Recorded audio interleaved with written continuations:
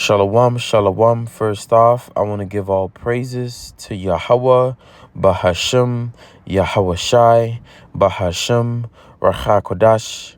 Yahweh is the true name of a Heavenly Father, who the world ignorantly calls God, and Yahweh Shai is the true name of the Heavenly Father's Son, the Son of Yahweh, who the world ignorantly calls Jesus Christ. I want to give double honors to my apostles and elders of Great Millstone, who I learned this truth from, and peace and blessings goes to the hopeful elect, my brothers that are out on the highways pushing his word and his truth and sincerity. I'm the brother Isaiah from GMS Los Angeles, and in today's lesson, Lord willing, this lesson is edifying through the spirit and power of Yahweh, Bahashem, Yahweh Shai. But in today's lesson, I would like to go into being pilgrims upon the earth. Now, what is a pilgrim? All right, a pilgrim is someone that travels from place to place. When you look it up on Google, all right, if you look up the verb, is a travel, a wanderer, like a pilgrim. Okay, now, someone that's a pilgrim doesn't have a place, he doesn't have a dwelling place. He doesn't have a home, an official home to go to. Now, us being here in America, a lot of our people think that this is it. This is their home. This is the place to be. This is why Jake works so hard to buy a house so that they can live in forever, not knowing that this place is not our dwelling place. This is not our land. This is not our homeland. We're here in captivity. We're here as slaves, which a lot of our people don't know. They think they walk around and think that they're free. All right, but for us that are in this truth, that are blessed to be in this truth, the water to Yahweh Bashim Yahweh Shai. Okay, we know that this is not our rest. Okay, when you read the book of Micah 2:10. It says, arise ye and depart. All right, and when it says arise and depart, let me just finish this chapter. It says, arise ye and depart, for this is not your rest, because it is polluted, it shall destroy you, even with a sword destruction. Right, so arise ye and depart. Do we physically go out and leave America and try to go back to our land or live in another country? No, we arise and depart spiritually, mentally. Get your mind out of this place. Get your mind out the rat race, all right, that Esau has you in, man. All right, get your ass out of the hamster wheel, so to speak, man. All right, because this place is not our rest. This is not our home, okay? That's why we have to be as pilgrims, even much more because of the times we're headed into. We're living in a time of great trouble, of great evil, a time like no other, a time where we're going to have to forsake everything that we have, everything that we knew, and trust in the Spirit, and trust Yahweh Bashim Yahweh Shai that he will guide us, man. All right, because we know that a time like no other is coming, where the scripture says the city shall be troubled. Okay? In a time of trouble, you don't want to be in a city. All right, you have shows, you have movies, you have a lot of these survivalists. They'll tell you that the worst place to be in a societal breakdown or a lawless society is the cities, man. Everyone's packed like rats. Okay? You don't want to be in a city, in your home or an apartment building, just waiting Jacob's trouble. No, man. The time is coming where you're going to have to forsake everything and trust in Yahweh Bashim Yahweh Shai, that he will guide us to guide us in our day on where to sleep for the night or where to go to, man. Okay? We got to trust in Yahweh Bashim Yahweh Shai. But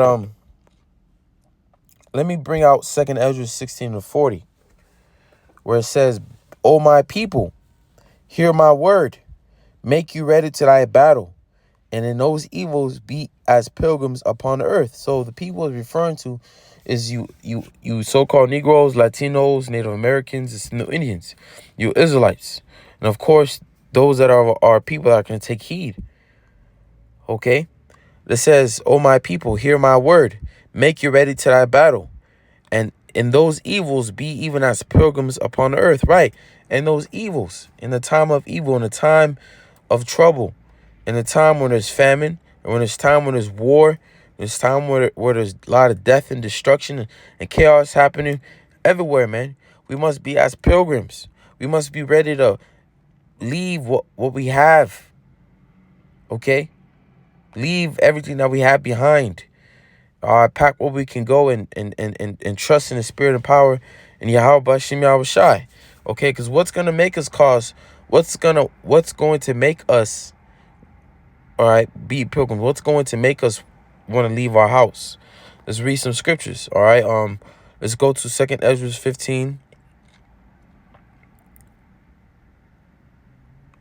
And I'll start from 17. It says, 2nd Ezra 15 and 17. A man shall desire to go into a city and should not be able, right? Because in that time, all right, you're going to have what? Martial law. All right, you're going to have military checkpoints where you're not going to just freely travel where you want to go. All right, they're going to block you off, man. All right, and that's how, Esau, he going to do that. He going to block you people off, starve you out because ain't food going in. All right, ain't no trucks going in. We stock in a grocery store. No one going to work in those times because it's going to be that bad. All right, so it says, for because of their pride, the city shall be troubled, and the houses shall be destroyed, and men shall be afraid. See, right? Of their pride, the city shall be troubled. The cities everywhere throughout America are going to be troubled in these days. Okay, and the worst place to be is in the cities. So it says, the houses shall be destroyed, and men shall be afraid. Okay, houses are going to be destroyed. You're gonna have fires everywhere. It's gonna be the ultimate chaos, man. You're gonna have you may have a goddamn car running into a damn house. However, the houses are gonna be destroyed. The scripture says they're going to be destroyed. It says, verse 19, a man shall have no pity upon his neighbor, but shall destroy their houses with the sword. Right, man. You're gonna have a neighbor trying to get, he trying to get food for his family, and of course the neighbor ain't gonna get nothing because he don't got nothing. He's not going to want to share. All right. So what's that going to lead? That's going to lead to neighbors that have been neighbors for years, that have been best friends, probably hanged out, drank a couple beers, talked a lot of shit. Okay. For years fighting like they're enemies. Gun toting out. One neighbor, both of them got guns. One guy hiding behind the window. Another one's hiding behind the car, just started firing shots at each other, man. All right. It's going to be that bad. And this is why, in that time, we got to have our mind ready to leave everything, man, and trust in the Lord that he's going to guide us on where to go. Okay? This is why it'll be wise, for you to have some supplies, a tent, a backpack, some boots. It'll be wise to get you some supplies, But anyway, it says, but shall destroy their houses with the sword and spoil their goods because of the lack of bread and for great tribulation. So this is one of the reasons why we have to be pilgrims. You got to be ready to leave at short moments notice, man. The time is getting like that, and it's going to get so bad, you're going to know within your mind to leave, man. You're going to have these even average people that are going to try to leave the cities. But a lot of them are not going to be able to. Why? Because they're going to be blocked off. Military checkpoint. But let's go back to 2nd Ezra 16, but let's scroll up. All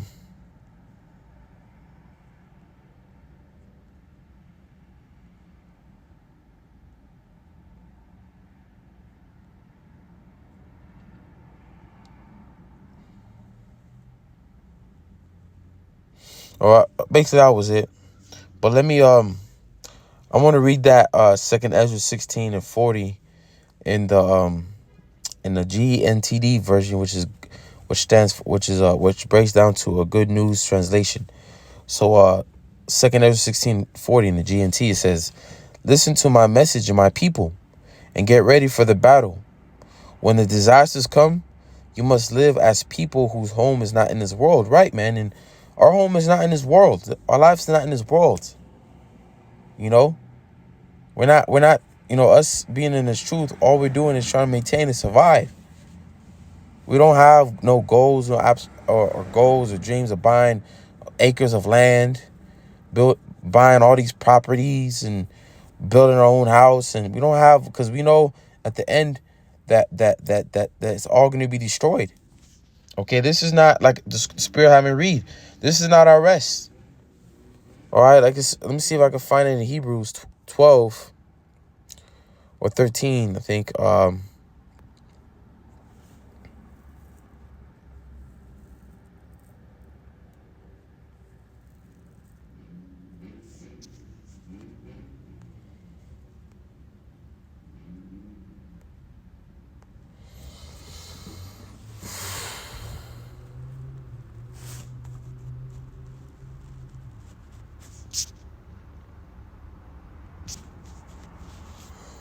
All right, 14. Hebrews 13 and 14 says, for here we have no continuing city, but we seek one to come. In the NLT, it says, for this world is not our permanent home. Right. This place is not our permanent home. This is just our dwelling place. This is just a place that we're currently dwelling at for the moment. We're patiently waiting for the Lord to come and deliver us, hoping that we're, of his elect, because he's not coming to save all of Israel. He's only coming back to save the 1/3 in the elect, which we hope to be a part of. So knowing that, we understand that this is not a permanent home.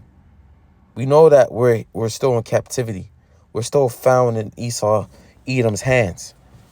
Okay? This is not our rest. This is not our home. It says we are looking forward to a home yet to come. And what is that? The kingdom. That's our home.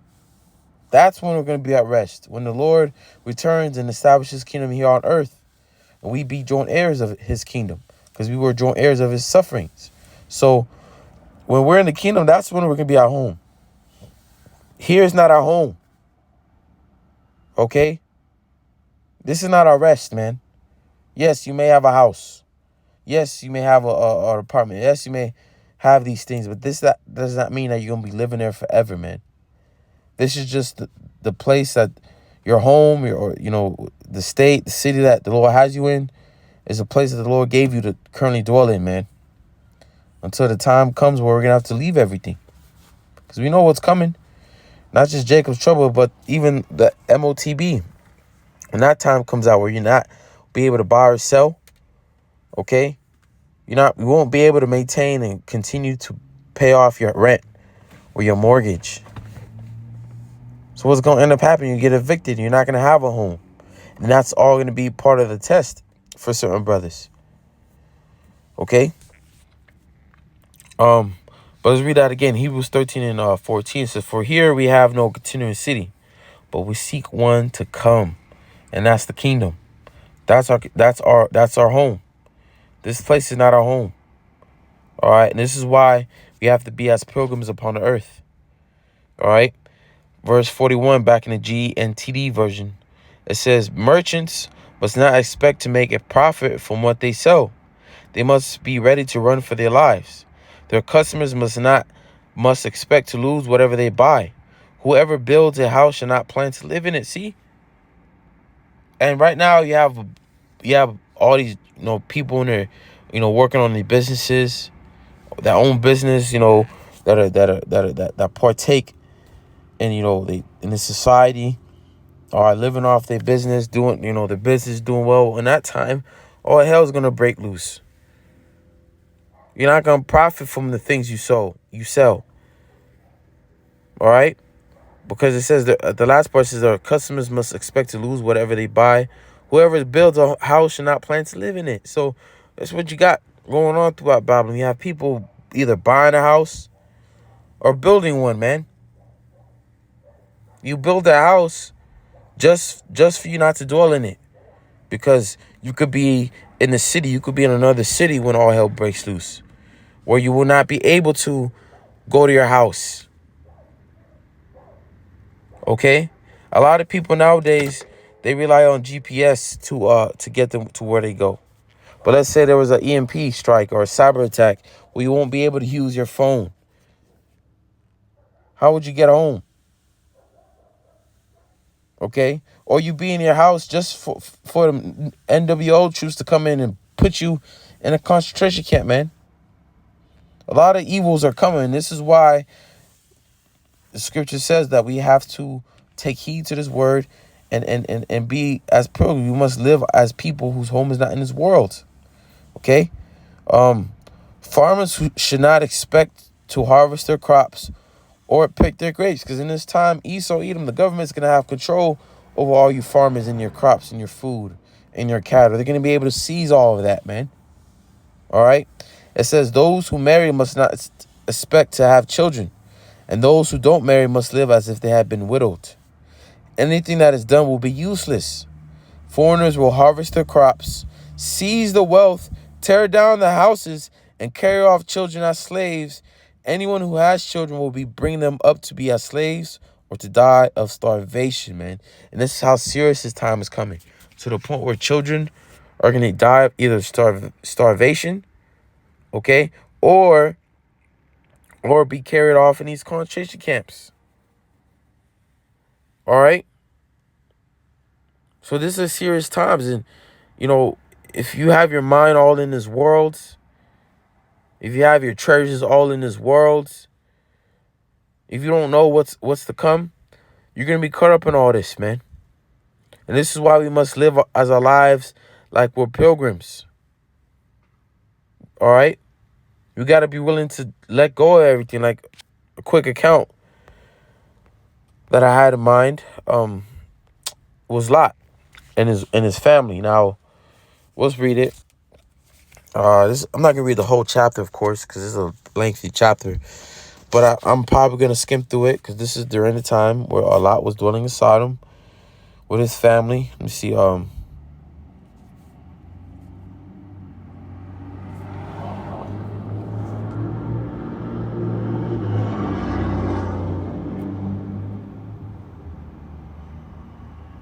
right, Genesis 19:15.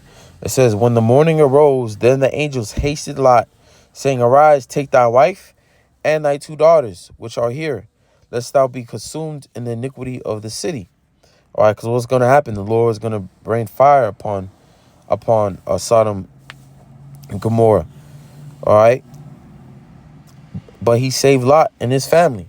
Now, when we scroll down, it says, verse 16, it says, while he lingered, the men laid hold upon his hand, and upon the hand of his wife, and upon the hand of his two daughters. The Lord being merciful unto him, they brought him forth and set him without the city. Right, through what you call, the angels basically grabbed Lot and his family, man, and teleport him out of the city because of the destruction. It was going to be that bad because they were lingering, they were taking long. All right, and they had to bring that fire, but they couldn't as long as Lot was there. So that's why the angels did that. Okay, so think about it. We read in 2nd Ezra 15 how it says, a man shall desire to go into a city, should not be able to. The Lord can have that happen to where you're in a city, and let's say you're in downtown LA or the middle of Manhattan, okay, and if it's fucking bad, the Lord can have it where he just send an angel and teleport you out the city, okay? Let me scroll down. Like I said, right, what I all right, 22. It says, haste thee, escape thither, for I cannot do anything till thou be come thither. Therefore the name of the city was called Zor. The sun risen upon the earth when Lot entered into Zor. Then the Lord rained upon Sodom and Gomorrah brimstone and fire from the Lord out of heaven. And he overthrew those cities and all the plain and all the inhabitants of the cities and that which grew upon the ground. So everything got destroyed by that fire except Lot and his two daughters. Okay? And remember, Lot was a very rich man. All right? He was very well off. That's the reason why he dwelt in Sodom, because when you read the chapters beforehand, before Genesis 19, You had Lot's servants and Abraham's servants, fighting each other, man, because they were both great in riches, and great in cattle, and great in sheep, and great in servants. They were very rich, man. So Lot probably had a home, a nice one too, had land. He had something, and this is why when you read, it says, verse 26, but his wife looked back and behind him, and she became a pillar of salt, because the angel of the Lord told Lot and his family not to look back. Okay? Because the destruction was so great, their back of their bodies, all right, because the angel told them to run, don't look back. Okay? Because they're protecting, their back. They were not supposed to look forward. They probably had a protection in the back of their body, not the front. All right, but Lot's wife, she looked back. Why? Because she had something in the city. She had something in Sodom. She had a land. All right, she was, obviously with Lot, she had living comfortably. All right, and being she had a comfortable life in Sodom. So what? She looked back, and since she didn't take heed, she became a pillar of salt. And the reason why she looked back, because she was comfortable in Sodom. She had a life here. Okay? But in these times that are to come, and applying this today, knowing what to come, we can't be like Lot's wife. We can't be comfortable in this society. We gotta prepare our minds to be uncomfortable, because being a pilgrim is not uncomfortable, man. You have to deal with the elements. Okay? You have to, and all of us, a lot of us, live in houses and all that, or apartments. That's why, I'll give you advice for you brothers to go camping, to make it happen. If you can, to experience what's camping like. Because, hey, that's how during the time of the wilderness, we dealt nothing but tabernacles. We dwelt nothing intense. It was until the time where we established our land and we started building houses. But during the time of the wilderness, we lived in tents. We were pilgrims. And this is the wilderness all over again. All right, so we got to be a pilgrim now, but especially more in the days to come. All right. And the reason why I brought this story up, because Lot was dwelling in Sodom and Gomorrah, and that place got destroyed. He had to be a pilgrim. He had to leave everything. He didn't have time to try to gather all his cattle and all his riches, his sheep, the lamb, all his cattle. He didn't have time to.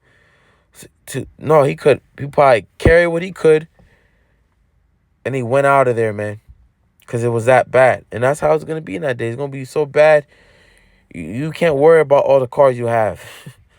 Or you can't worry about the nice fancy gold watch you got. You have to get what you can and leave, man.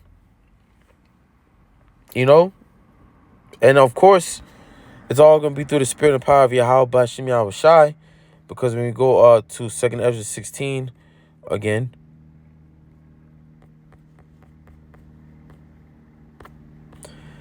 and 75, it says, be not afraid, neither doubt, for the Most High is your guide. So in these times, we cannot be afraid nor doubt. We got to know that the Lord is going to guide us in that day. Yahweh Bashim Yahweh Shai is going to guide us. All right, because right here, Isaiah 33,